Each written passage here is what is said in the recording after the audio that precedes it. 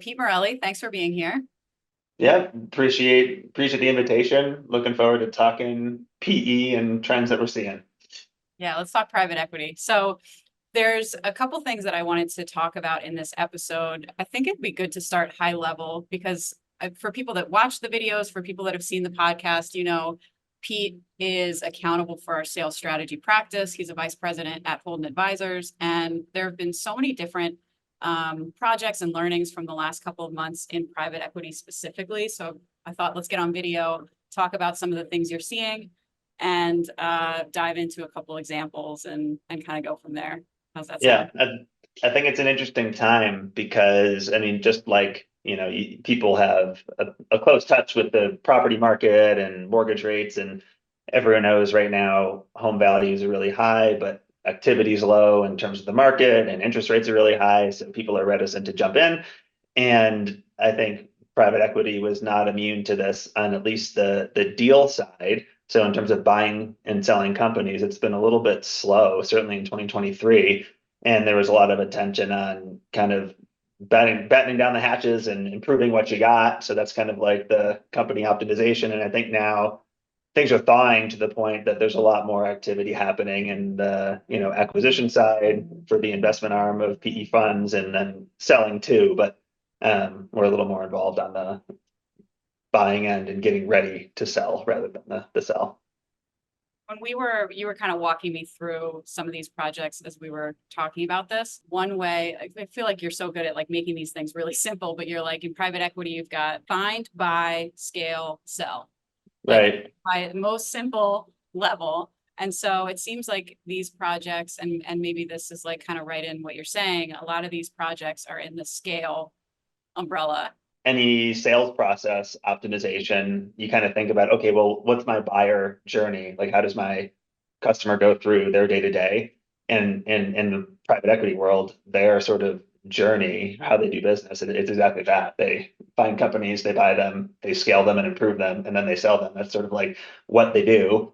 And then typically when we partner with private equity firms, it's very much about the scale side of it. Sometimes we'll help them with some due diligence on the buy side, but um, 9 times out of 10, it's more on the existing company. We recently bought this, hopefully recently, but maybe it's we bought it a while ago and we want to improve it over our 5 to 8 year hold period, and then make sure we can get a higher multiple on it. So can you talk a bit about what the scale, like what are the biggest issues in scaling? I'm sure it depends on so many different things, but maybe some of the things you've seen lately. Yeah, and I think so. The issues fall in a few buckets, and I think some of them we don't actually at Holden Advisors deal with so much. Um, and I'll walk through a few. So first is, I think, personnel. Sometimes private equity companies, especially in middle market or industrials, there are these family owned or mom and pop shops that are have been run through blood, sweat, and tears, and they've been successful through relationships and hard work. But it's sort of a different skill set between, like, think of a startup founder versus when it turns into the unicorn. It's kind of a different group of people and different skill sets that help you really reach that enterprise level. And then I think in these private equity companies, it's the same thing, or at least the portfolio companies. You have these founders, kind of the folks that know how to run the business day to day, but when you need to scale it, sometimes it's a different skill set. Like, there's not the maturity in terms of data assets and technology, and they sort of run it with more manual processes. And so a lot of time it's like the team is sort of the first thing that private equity companies focus on. And actually sometimes they're even reticent to engage with a third party to improve their pricing or improve their sales until you kind of have that foundational piece in place. You want those people to sort of be there that are going to run the show for the next few years, before you sort of invest in change that might walk out the door. And I think that that same lens could be applied to the technology too, because you want the infrastructure to be there such that the company can kind of view and see and maintain things, but also so that the ownership group kind of sees the day-to-day change. It's sort of the thought around, you can't manage what you can't measure. So you really need to get these systems in place first. So those are sort of two big areas. And then, you could say there could be long-term product evolutions. I think certainly where we often hop in is to say, okay, given, the product and service where it is today, how can we better position, price, and sell what it is you're doing, reach more people, have higher realized pricing, and take advantage of that cross sell. Often when you have like a roll up, you integrate another portfolio company into like a larger network of companies, and there's kind of the opportunity to say, okay, this great thing that we've been doing for our 100 or 200 customers, now we can do for 2,000 when we combine it with the network we already have. Yeah. So this is kind of a loaded question. Let's see where you go with it. When you're going in and you kind of are in the beginning phases of perhaps just like the assessment of seeing what's what are you looking for? How do you prioritize what to biggest impact with? Yeah. So, and that's interesting because like even the concept of the assessment, like why do an assessment? I think it comes down to the simple concept that you may decide to invest a smaller amount or a larger amount in a given investment that was just made. But if you don't kind of run in the right direction, and by run, I mean, invest resources, you're not going to get to the right finish line. So you may decide to slow roll things, you may decide to double down and not only add personnel or capabilities or, a sales project, a pricing project, whatever it is. You could choose to do that in Q1, or you could choose to do it in Q4 of 2025. But if you don't know what those things are, that's like a major blind spot. And so I think the purpose of a or an assessment across the board is to kind of get your arms around where are the opportunities, and then where should I invest first, second, and third, depending on, how much dry powder you've got on the sideline ready to put into the company. And do I have those other things in place about, tech infrastructure and sort of the right people in the right seats? Yeah, that makes sense. So the assessment phase in itself, how long does that typically take?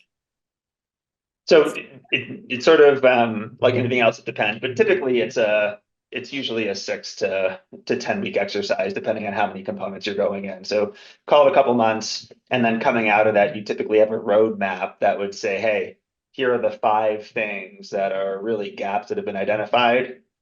Here's the relative requirements to solve that, to fill that gap. And then what's the potential upside? So sometimes you have, you could think of the 2x2 of impact and effort or feasibility. And you kind of want to think about the quick wins first, those things that are high impact and low effort. And then you kind of move towards the things that are a little bit longer term, like require a little more investment, but also will give you consistent returns. And then you avoid the things that might be hard and not worth it. So that's kind of the general framework. Yeah, we love a 2x2. Yeah, I love a 2x2. Can you walk through an example of maybe a roadmap like that, some things that you found, just what that looks like?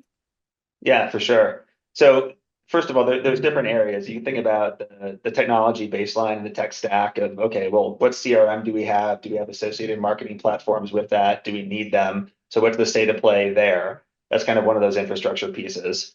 You can think of the personnel, and in our world, that's typically the go-to-market teams, commercial teams, and that's going to be, is there a pricing organization? Is a finance person or a product person responsible for that? What about the sales organization? What are their capabilities? What are their skill sets? How are their territories organized? How do they go to market? And so you can kind of get a score around that. And then finally, there's skill sets too that kind of connect the teams together. And you could think about, how do we structure our processes? That could be deal desk, discounting structures, escalation policies, teaming, value and negotiating skills. Like, do we have a common language across the team? And do we effectively coach our team members through these complex organizations and negotiations that they'll often engage with, at least for their key accounts versus transactional sales? Yeah, for sure. And so kind of coming out of those areas, you want to score these things. Sometimes it can be very quantitative that says, hey, we have a discounting problem with these types of products or services. And if we close those gaps, there's like an A minus B opportunity we can calculate that's worth a certain amount of dollars.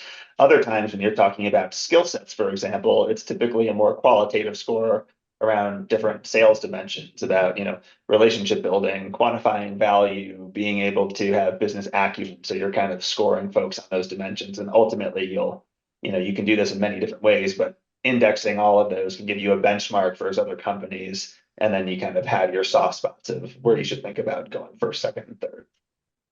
Yeah, that's the thing that I guess you would find the most impact, right? In the places that's like back to the 2x2 where you see these are the biggest opportunities, here are the things that are the easiest to implement, and then Yeah. the examples of where you've seen that be really impactful. Yeah. And then kind of where like the art and the science comes together is where you can kind of plot those things on a timeline to say, okay, here's what you're going to want to consider first. Whether you partner with a third party or just attack it yourselves together with your, portfolio operations group, they can often serve as some third party consultancy and advisory, just in-house. So kind of what are those initial projects that make sense to do? What are the medium and then what are the long-term things? And if you have this kind of strategic roadmap that stretches out for, 18 months, then it's really helpful because then you kind of know what you need to prioritize in which time period, to really give the investment the best chance to pay off. I think one of the tricky parts that, I can give an example. We were working with, a SaaS company recently, and it's been about 2 years into their hold period, and we kind of ran one of these assessments and roadmap development processes. And ultimately, what it led to is a redesign of the sales process, in conjunction with a kind of a buyer journey assessment. And then you could redesign that process. And then the sales leadership said, like, great, now we have a true process as opposed to just, scheduling demos. We kind of had like a real no kidding shepherding of opportunities from like beginning to end. But then we also integrated that within CRM. In this case, it was Salesforce, but it wouldn't matter what your tech stack was, just that like the very tactical pieces you'll do, from a workflow perspective aligned to that new process. So really powerful, very, very highly, rated and well received from the field. And then it's interesting though, because one of the comments that came out of it was like, from our operating partner relationship was, we're 2 years into this investment and wouldn't it have been nice if we could have done this on more or less day one or first 100 days, because then, if you haven't a hold period of 5, 8, 10 years, you've got up to, 40% of the time that you were going to hold this company that was sort of with less than ideal infrastructure in place to scale against. So it's kind of a race in some sense from day one. If you can kind of get your arms around that assessment sooner, you just have more time to think carefully about how do I close the gap? How do I implement things? And then when you do, and typically it's not going to cost you more to do it sooner. It's kind of like then it's no regret, and then you kind of have that in place for the rest of the time that own the company. For something like a sales roadmap too, there's just thinking about like 2 years of however big the sales force is of people that are, doing the best that they can with what they have, but there's the efficiency of how they're spending their time. That's kind of like one end of the resources. And then the other is the effectiveness of closing the deals at better rates just by having the process and having kind of that Yeah. streamlined map of everything, kind of both, right? Yeah, exactly what you just said. And the third thing is that, and sometimes in these, regardless of the company, sometimes these sales forces are very tenured and low turnover, but in other instances with, high growth companies, like, there can be a lot of turnover. And sometimes you can have, like within 2 years, you could have 80% of the team that's actually new. And so if you can institutionalize the best in class process, then when you onboard new folks, it's kind of all ready to go and you can kind of, get them up to speed with the process that works and the leadership is comfortable with, as opposed to just reinventing the wheel and having some of that institutional knowledge walk out the door if it's sort of just in people's heads. And then I think the only other thing I can think of that's probably what is someone who's on the PE side of the fence take away from this? It's that assessment, other than just getting the right, plan in place up front, there's usually a few different reasons why you might think about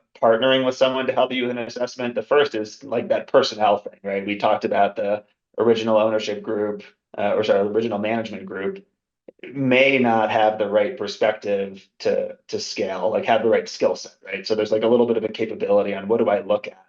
The second is capacity. Like these 108 plans can be pretty intense sometimes. Like that race mentality is consistent across portfolio companies and like the management teams. And so having one more thing on top of their day-to-day jobs plus new responsibilities sometimes is just a little bit too much and they can't handle it from just like a workload perspective.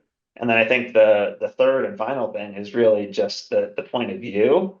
And this is really more, you know, it's hard to read the label from inside the bottle. So if you're trying to self-assess, you're not quite as, you're a little bit biased. You don't really know what's out there. So if you're able to benchmark against other companies that are in a similar industry, it's just a nice perspective to bring to the table. So I think that's the other reason. And then when you make that roadmap, those projects could be in sales operations, they could be in Salesforce architecting, and it could be in sales skills, it could be in pricing. So there's multiple different project types, many of which are likely able to be handled by internal resources. So it's like you can get an assessment and it could be like, great, thanks for telling us what to do. 80% of this stuff we got, but you've pointed out a few key areas that we'll need to bring in some additional resources. And it doesn't necessarily make sense to hire for these specialty tasks that are really just going to be a few months long, and then you're like off to the races, or they put some infrastructure in place that lets you manage it